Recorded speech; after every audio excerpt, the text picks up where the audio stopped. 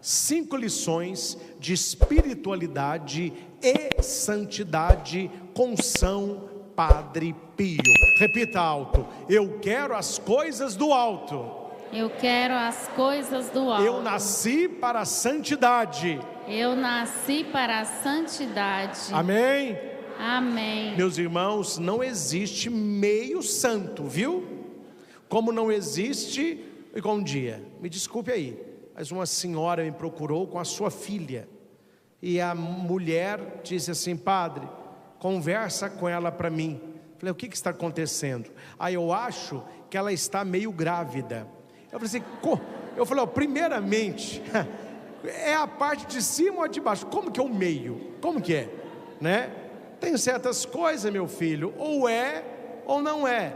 Então não existe meio pecado. Padre, eu tenho um meio. Não, ou você pecou ou você não pecou. Santidade: ou você está caminhando para a santidade, ou você está caminhando para o pecado. Não tem uma terceira via. Existe a via que leva para Deus e a via que nos distancia dele. Pegamos hoje São Padre Pio, porque é querido por todos nós. É um santo que teve uma luta ferrenha contra o próprio demônio. Ele não dormia, ele apanhava na sua cela, ele ia comer, o prato furava. Recebeu os estigmas de nosso Senhor pela sua vida de santidade, mas no final ele venceu. E se ele venceu, nós também haveremos de vencer, porque o Deus de São Padre Pio é o nosso Deus. O Senhor que morreu por Padre Pio, morreu por cada um de nós. A Virgem Maria, que ele tinha tanta devoção, é a Virgem que também nós amamos. Então o caminho foi percorrido por Padre Pio, e nós podemos percorrer alguns passos que ele deu. Quero partilhar com você 5 passos que nos ajudam a ter uma vida mais santa. Mas aqui eu já vou te contar o segredo desta noite. Quantas e quantas pessoas, isso nos alegra, mas é pouco. Eu quero mais de você. Deus quer mais de você. Participar de encontro, vir à missa, escutar pregação, todo mundo faz isso. O que nós precisamos é colocar em prática o que nós recebemos nestes momentos, porque São Tiago vai dizer na Sagrada Escritura: você não é mero ouvinte da palavra, porque aquele que ouve a palavra e não pratica, ele está enganando-se a si mesmo. A palavra de Deus não é para ser ouvida. Quando as pessoas que vão à igreja escutam a pregação do padre, escutam a pregação da igreja, qual o pecado que a pessoa está vivendo, qual a vida errada que ela está levando, mas ela não muda. Ela tem um coração empedernido, um coração duro, um coração que ouve a palavra, mas não se deixa convencer por ela. E Jesus sabia disso, meus irmãos. Isso não é pregação do Padre Christian. Jesus pregou isso há 2000 anos atrás, quando ele contou a parábola do semeador. O semeador é o pai, ele semeia a palavra é Jesus, é a palavra de Deus. E tem 4 tipos de corações, 4 tipos de corações. Existe o coração terra dura, que o passarinho vem e come a semente da palavra. É a pessoa que vem na igreja, escuta a palavra, mas não muda nada. Uma parte da palavra caiu em terreno pedregoso, ela germina logo, mas como não tem terra, ela seca. É a pessoa que tem uma fé superficial, ela vai à igreja, ela reza, tem uma vida mais ou menos, mas a fé dela não é profunda, não é uma fé com raízes, é uma fé superficial. É o segundo tipo de terreno. Nós temos uma outra parte da semente, caíram no meio dos espinhos. Os espinhos sufocaram a semente.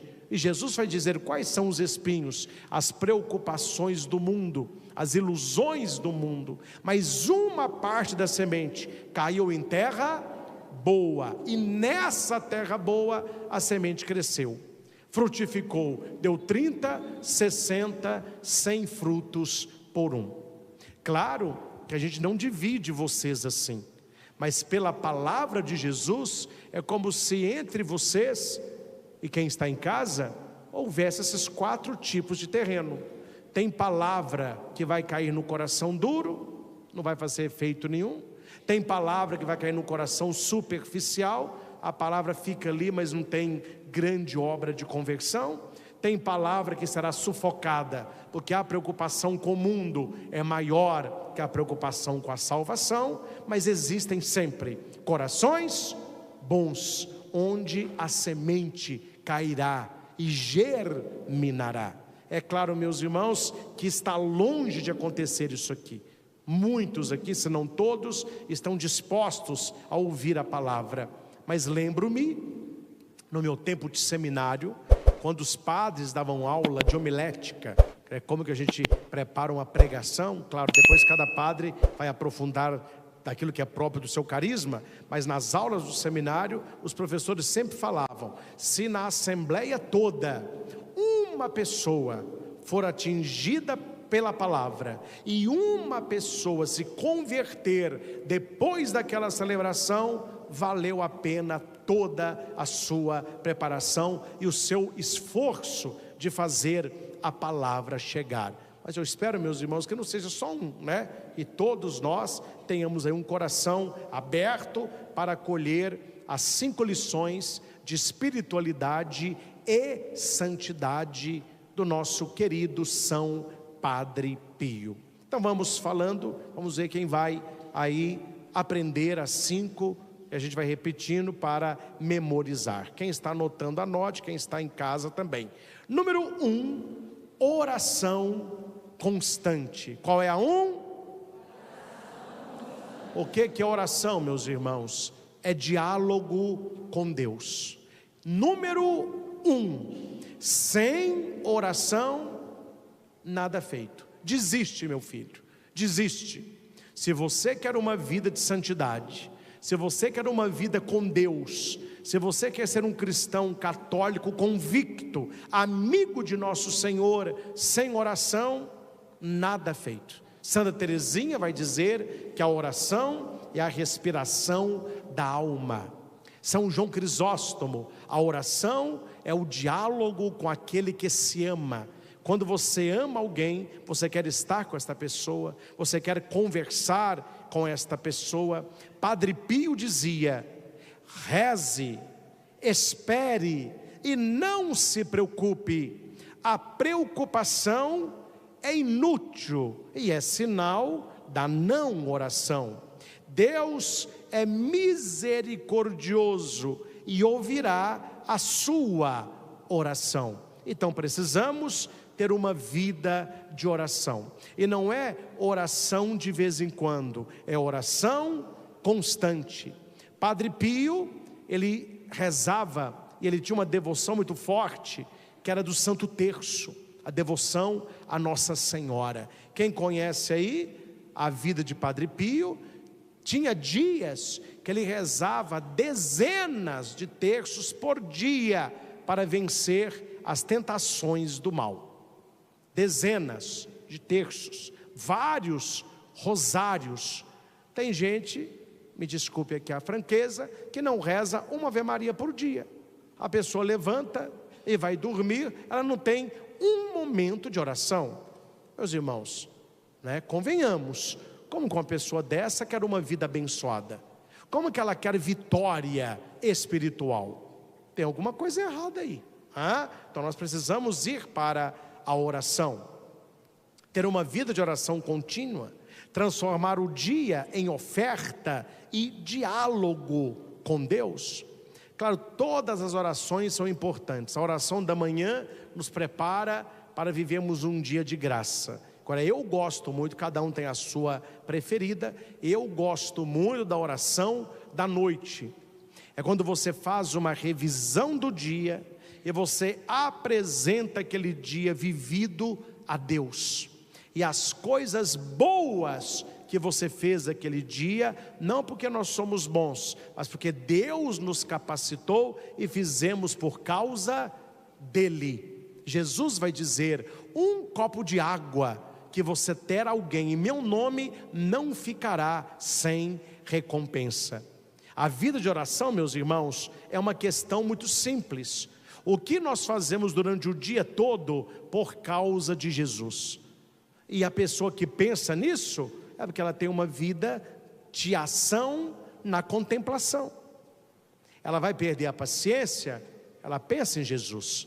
Ela vai falar mal de alguém, ela pensa em Jesus. Ela vai gritar um palavrão, ela pensa em Jesus. Ela vai fazer algo de errado, quer dizer, esta vida, como que eu agrado a Deus, ela vai retirar você do pecado. Ela vai blindar você contra as coisas ruins. 1 Tessalonicenses, capítulo 5, versículo 17 diz: orai sem cessar.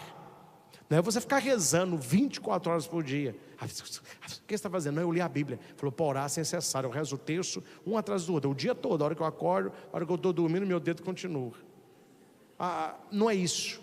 Quando a Bíblia fala orar sem cessar, é você estar na presença de Deus 24 horas por dia. Você está no seu trabalho, Deus está comigo.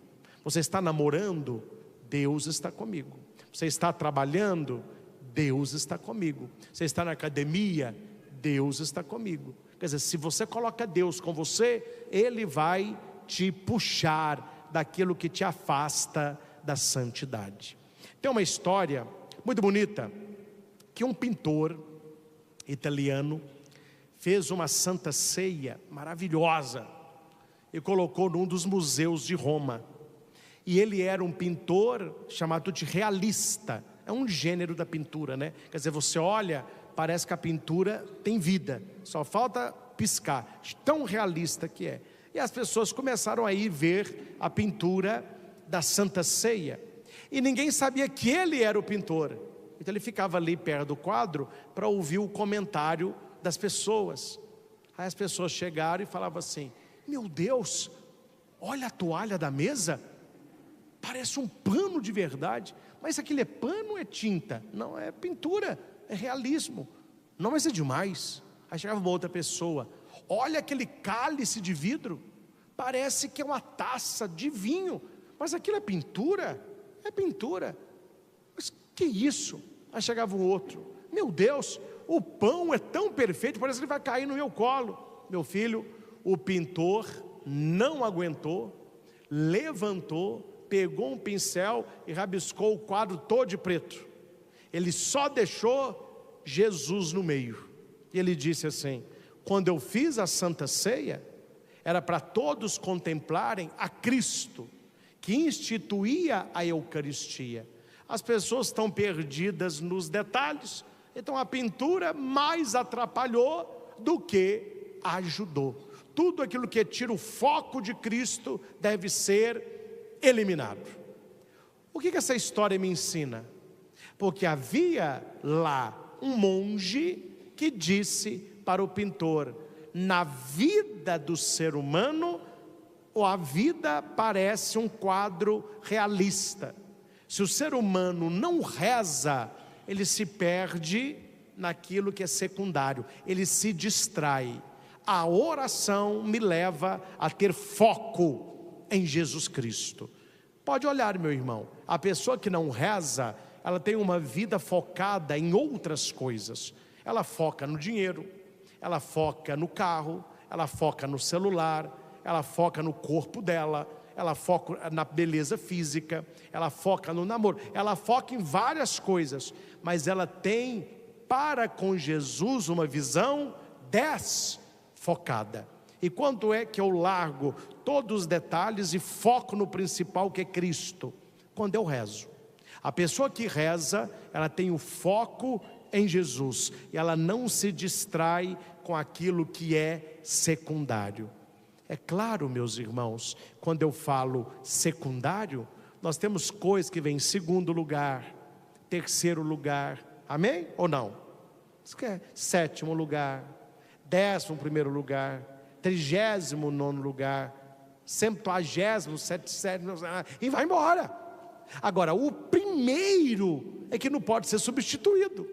E quem é o primeiro? O nosso foco, Jesus Cristo. O resto vem depois. Por isso que Jesus vai dizer: buscai em primeiro lugar o reino de Deus. Aí depois você pode buscar em segundo lugar, terceiro, tantas outras coisas. A oração me leva ao essencial. Vamos repetir? A oração leva ao essencial. Segundo, que não é fácil, mas é uma lição de Padre Pio. Padre Pio rezava muito, mas ele também aceitava a cruz e ele unia o seu sofrimento a Jesus crucificado. Padre Pio carregou os estigmas durante 50 anos, uma dor na palma das suas mãos durante 50 anos, eram chagas de Jesus que ele recebeu. E Padre Pio vai ensinar: ofereça o seu sofrimento pela salvação das almas pecadoras. Não é fácil isso aqui não, que ninguém quer sofrer. Quando você está com uma dor, me dá remédio, tira essa dor aqui. E a gente está tão fraco, meus irmãos, para a dor. Tem gente que é mais forte para a dor, né? Mas tem gente que é tão fraco para a dor, que a pessoa fala: me dá um remédio para dor de cabeça aí, me dá um Doril, alguma coisa aí. Por quê? Sua cabeça está doendo? Não, mas estou achando que vai começar. Nem doeu a pessoa. Gente, claro, quem tem mais ou menos a minha idade, a gente é da década de 80 e 90, você lembra dentista. Você ia no dentista, o caboclo abria a boca e perguntava assim: é com dor ou sem dor? Você falava: qual a diferença? Assim, sem dor é 50, com dor é 200. Olha, então é sem dor. Então tá bom. Com dor é mais caro, hein? Podia nem gemer. Gemeu, aumentava. E era o negócio, era só anestesia. Abriu a boca, né? Eu fui no dentista um dia desse, eu não falei nada não. Gente, mas o povo está muito fraco para dor hoje em dia. Não falei nada, quer fazer, faça. Eu não vou ensinar a profissão dele. Ele falou: eu vou fazer aqui eu vou trocar a amálgama por resina, então vai incomodar. Tá bom. Aí ele foi, pegou um algodão, molhou no sem que, pôs só algodão assim e fez assim, ó. Eu tô assim: o que é isso, gente? Ele falou: eu vou deixar um pouquinho aí. Eu falei: aham. E aquele negocinho assim, que me dá uma aflição. Eu não sei porque que dentista faz isso. Eu não babo hora nenhuma. Eu ir no dentista, eu babo sem parar. Aí ele tirou o algodão. Eu perguntei assim: o que é? Ele falou assim: é um anestésico. Eu falei: não, anestesia vem depois, é para não doer. Aí ele pegou uma pomadinha, pôs na luva e ficou esfregando aqui dentro assim. Eu lá. Aí eu falei com ele: o que é isso? Ele falou assim: não, é uma outra pomada, é para anestesiar a gengiva. Eu falei: mas de anestesia ainda? Ele falou: não, é para você não sentir a agulha. Olha como que o ser humano está, não aguenta mais nenhuma agulhada. E hora que ele vai pôr a agulha, ele aperta aqui, e falou comigo assim: concentra aqui, aqui, Aí eu concentrei aqui, a hora que eu vi já tinha aplicado. Ele falou: padre, se alguém falar ai, a pessoa não volta mais. É a dor. Quer dizer, esse é o mínimo, né? É o mínimo. Mas quando você olha para Padre Pio, isso aqui eu estou contando só para atrair atenção. Mas Padre Pio, ele me ensina uma coisa: ninguém busca sofrimento nessa vida, mas se o sofrimento chega, o que eu faço com ele? Quem não reza, reclama. Quem reza, oferece. Os grandes santos, eles sempre ofereceram o sofrimento que eles estavam passando para a conversão de alguém, ou alguém da sua família, ou um amigo, ou a conversão das almas em geral. Ele nos ensina a não fugir da cruz, a não fugir da dor, mas transformá-la em santificação. É muito difícil, meus irmãos, e eu passo isso não muito, algumas vezes, quando uma pessoa, ela cai de cama, ou numa cadeira de rodas, uma situação dolorosa, porque não é fácil não, ninguém está falando que é fácil não, é muito difícil. Mas a pessoa, ela vai e me chama um padre para mim. Ela foi eu. A hora que eu chego, a pessoa, ela está revoltada, nervosa. Mas por que eu? Como eu vou viver assim? Olha a minha idade, eu de cadeira de roda, eu na cama, eu com sofrimento. É muito difícil você entrar no coração desta pessoa e falar com ela: olha, há algo maior acontecendo aí. Deus, ele trabalha também no sofrimento. Eu não sei explicar para você o sofrimento, eu não tenho explicação, mas eu posso te mostrar um caminho a seguir. Ofereça o seu sofrimento para a sua santificação. Ofereça o sofrimento para a santificação da sua família. Claro que a pessoa não fala isso não, mas na cabeça de muita gente assim: aqui é santificação dos outros, que se dane. Eu quero é estar em pé, eu quero é ter saúde. Então São Padre Pio me ensina a lidar com o sofrimento de maneira cristã. Lucas 9:23, quem quiser vir após mim, renuncie a si mesmo, tome a sua cruz e me siga. Fala para quem está do seu lado: toma a sua cruz. Toma a sua cruz. Todo mundo tem cruz, né? O problema é como que você a vê. Se é algo que te machuca ou algo que te santifica. A gente precisava ler mais Vida de Santos, né? Olha Santa Teresinha de Lisieux, um sofrimento, ela jovem, acamada, um sofrimento. E no final, quando ela estava quase falecendo, ela disse: obrigado, meu Deus, porque esse sofrimento me aproximou do céu, esse sofrimento me santificou.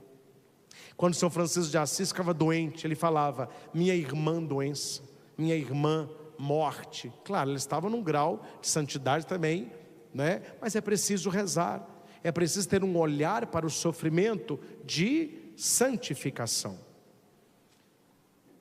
A partir do sofrimento, nós damos um presente para Jesus. Que farás com Jesus? Uma de duas coisas está fazendo: ou você faz para Jesus uma cruz, ou você faz para Jesus um trono. É uma das duas. Não é o que a vida está fazendo para você. Olhando a sua vida, o que você está oferecendo a Jesus todos os dias? Você está oferecendo uma cruz ou um trono? Só é capaz de oferecer um trono quem tem vida de oração. Porque se a vida nos faz sofrer, os nossos pecados fazem nosso Senhor sofrer. Cristo demonstrou o seu amor ao morrer por nós. Nós mostramos o nosso amor vivendo por Ele. Ele mostrou o amor dele por você, morrendo por você. Como que você mostra o seu amor por Ele? Vivendo por Ele. Primeiro, oração. Segundo, oferecendo sofrimento como caminho de santificação. Terceiro, amor à Eucaristia. Repita. Estudando o Padre Pio, uma coisa eu gostei. Que Padre Pio, quando ele ia celebrar a missa, ele gostava tanto de celebrar a missa, que era uma missa longa. O pessoal fala que de vez em quando a missa é longa. A missa de 1 hora, 1 hora e meia do meu filho, tinha missa do Padre Pio, que começava de manhã, na hora do almoço, falava: Padre Pio, termina a missa para o senhor almoçar. Ele ficava tão hipnotizado com as coisas de Deus, da igreja, que ele cantava, rezava, adorava, e a missa, ia embora. E alguém perguntou: mas por que você fica tanto tempo na capela? Ele falava: amor à Eucaristia. Padre Pio, meu filho, deu um tapa de luvas na cara de muita gente. Quando alguém falou com o Padre Pio assim: eu não sei porque você fica tendo uma capela falando missa essa manhã toda.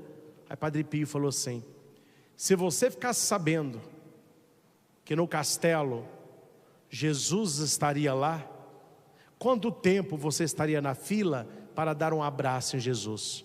Todo mundo: olha, eu ficaria 2 dias, 4 dias. Falei assim: pois é, pois eu estou na capela porque Jesus está vivo ali na Eucaristia. Se você acha que a missa é longa, é porque a sua fé está curta. Você não consegue ver na hóstia consagrada o Senhor vivo no ostensório. Quer dizer, Jesus, se estivesse vivo, você ia, então vá porque Ele está.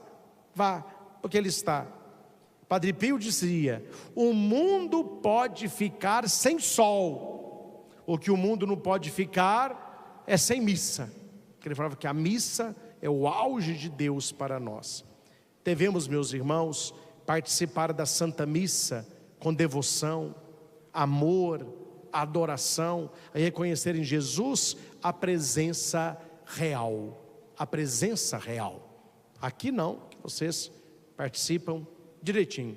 Mas tem lugares, gente, que pelo amor de Deus, hein? Pessoal, e outra coisa, claro, a igreja devagarinho ela vai corrigindo, né? Alguns excessos. Mas eu vejo o pessoal inventando tanta coisa na missa, porque a liturgia da missa já é perfeita.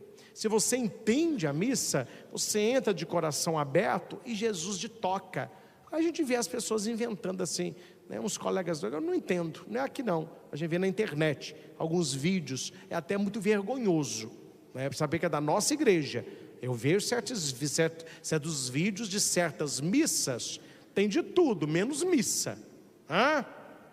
Tem de tudo, menos adoração. Tem de tudo, menos zelo eucarístico. Então nós precisamos voltar a esse sentido da presença real. É o Senhor, é o Senhor. Olha que interessante. Havia um ditado entre os judeus e que Padre Pio vai refletir sobre ele.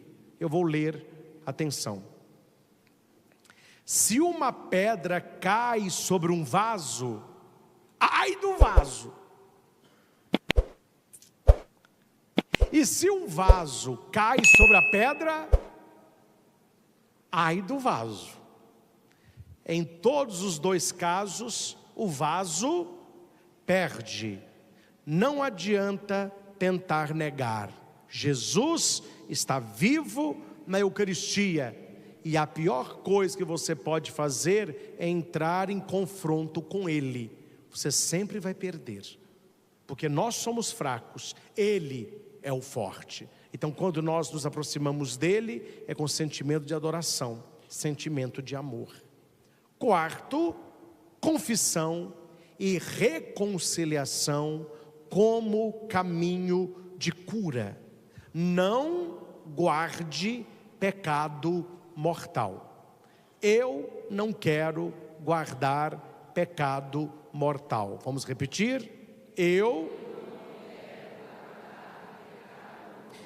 Tinha dia que Padre Pio ficava no confessionário 15 horas por dia, atendendo os pecados mortais, porque as pessoas queriam confessar para comungar. Claro que era um outro contexto na época, mas se saiu de um lado, de que tudo a pessoa confessava, nós caímos no outro extremo. Muitas pessoas hoje nem confessam mais. E como que elas estão purificando o coração? Como que elas estão recebendo o perdão dos pecados mortais que ela cometeu? Não recebem. Aí alguém me diz: não, padre, eu confesso com Deus. Não, meu filho, quando você fala para Deus, não é confissão, é informação. Você está informando a Deus dos seus pecados, que é válido, mas a absolvição do pecado só vem pela confissão. Quando você confessa ao sacerdote, ele te perdoa. Fora isso, não há perdão de pecado nenhum. Ah, padre, eu não acredito nisso não. Tomara que você não morra antes de converter, acreditar e fazer uma boa confissão. Padre, não acredito no inferno. O dia que você estiver lá, você vai acreditar. Então precisamos não brincar com pecado mortal. Eu insisto muito com as pessoas, que nós estamos vendo uma época hoje, tanto por parte de alguns pregadores, como por parte de leigos e católicos folgados. Porque hoje em dia o que tem mais é o eu acho. Meu filho, o que eu acho e o que você acha não fede nem cheira. Na maioria das vezes fede, né? Nós precisamos ter o catecismo da igreja. Já insisti isso em vários lugares. Estudar o catecismo. ler no catecismo, buscar no catecismo a resposta para as suas dúvidas. Ali está a doutrina oficial da nossa igreja, e qualquer pessoa que pregue alguma coisa contra o que está no catecismo, e não é verdade, é alguma coisa da cabecinha dela. Vá no catecismo lá e leia sobre a confissão, sobre o perdão dos pecados e sobre a gravidade da pessoa ter um pecado mortal. É o que São Padre Pio está nos ensinando. Buscar a confissão com frequência, viver na graça de Deus, ter uma consciência tranquila perante o Senhor, não guardar pecado mortal. E por último, quinta lição de Padre Pio para nós: a caridade e a ajuda fraternal. Não preocupar apenas com a sua salvação, mas ajudar as pessoas que também precisam. Ajuda física, mas sobretudo ajuda espiritual. Padre Pio fundou a Casa Alívio do Sofrimento, um hospital que une ciência e fé. Seu coração estava voltado para as pessoas que precisavam dele. Minha pergunta é, meus irmãos, você tem ajudado alguém? Você ajuda as pessoas? Não precisa contar para os outros que você faz, não. Mas pense aí, você é uma pessoa que ajuda o outro? Você vê uma pessoa precisando de ajuda, se você pode, você ajuda? Quando a pessoa está sofrendo, o sofrimento dela toca em você? Você fica incomodado com o sofrimento do outro? Você tenta fazer alguma coisa para ajudar o outro? Padre Pio nos ensina isso: viver uma vida de amor por aqueles que pouco têm. Tiago 2,26, a fé sem obras é morta. Vamos repetir? A fé Obras é morta. não significa que a obra substitui a fé, mas a pessoa que tem fé, ela vai ajudar. Conclusão: Padre Pio nos ensina que a santidade é feita de, repita, oração, cruz, Eucaristia, confissão e caridade. São as 5 lições de Padre Pio. Não precisa levantar a mão e nem responder em voz alta. Olhando para Padre Pio, vendo a sua imagem de um homem santo, a pergunta é: desses 5, quantas que nós praticamos? Vamos voltar. Oração, de 1 a 10, qual a sua nota? 1, quase nada. 10, ilusão, ninguém 10, né? O máximo uns 8, 9 aí. 8, 9, tem uma vida boa de oração. Reza todos os dias, leia a palavra, Santo Terço, leitura da Bíblia. 5, mais ou menos. 6, 7, melhorando. 4, 3, preparando para queimar. Segundo, como você lida com a cruz? Como você lida com os problemas na sua vida? Quem reclama muito, notas baixas. Quem oferece o sofrimento como perdão dos pecados e pela conversão do outro, notas altas. Quem tenta uma coisa, mas fica no meio termo, 5. 6, 7, 8, melhorando, buscando o céu. 4, 3 para baixo, queimar. Eucaristia, vida eclesial, missa aos domingos, padre, sagrado. Todo domingo eu vou à missa, notas altas. Mais ou menos, notas baixas. Não vou à missa não. Ó. Fique esperto não. Confissão. Quando eu tenho pecado mortal, eu procuro um sacerdote, nem que seja para contar aquele pecado mortal. Eu não guardo o pecado mortal, notas altas. Ah, padre, ó, tem anos que eu não confesso, eu fico só falando com Deus o que eu fiz de errado. Ó, notas baixas. E pecado mortal guardado,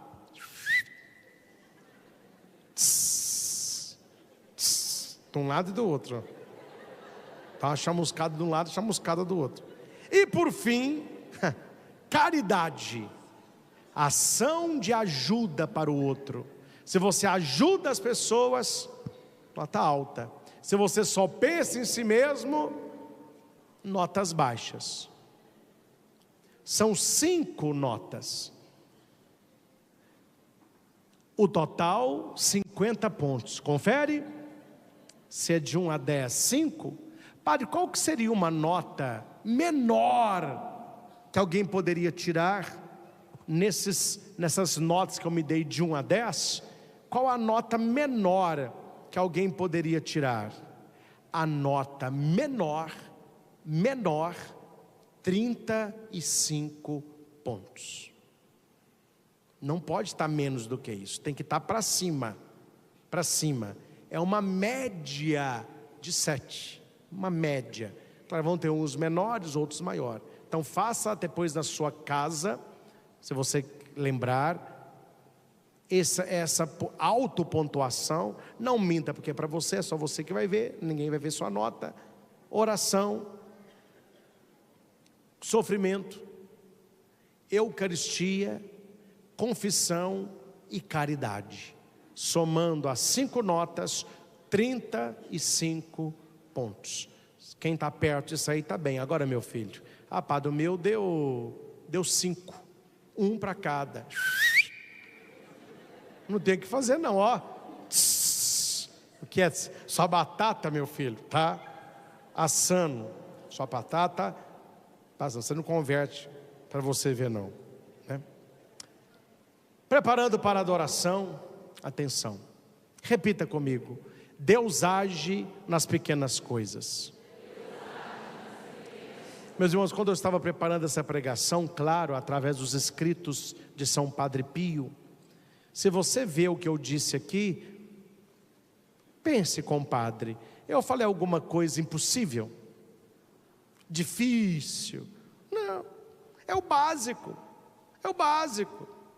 O cristão católico, ele tem que rezar, ele tem que lidar o sofrimento como Cristo lidou, ele tem que buscar a Eucaristia, devoção a Nossa Senhora, confissão, ajudar as pessoas, coisas simples. Só que as coisas simples a gente não faz. E lembre, o que nos sustenta é a rotina, né?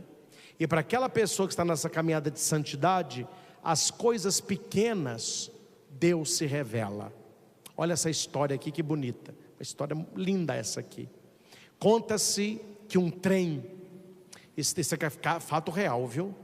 Ele estava indo nos trilhos ali de Londres, e caiu uma chuva torrencial aquele dia, quase que eles cancelaram a partida do trem. Mas quando era um trem grande, moderno, então decidiram fazê-la.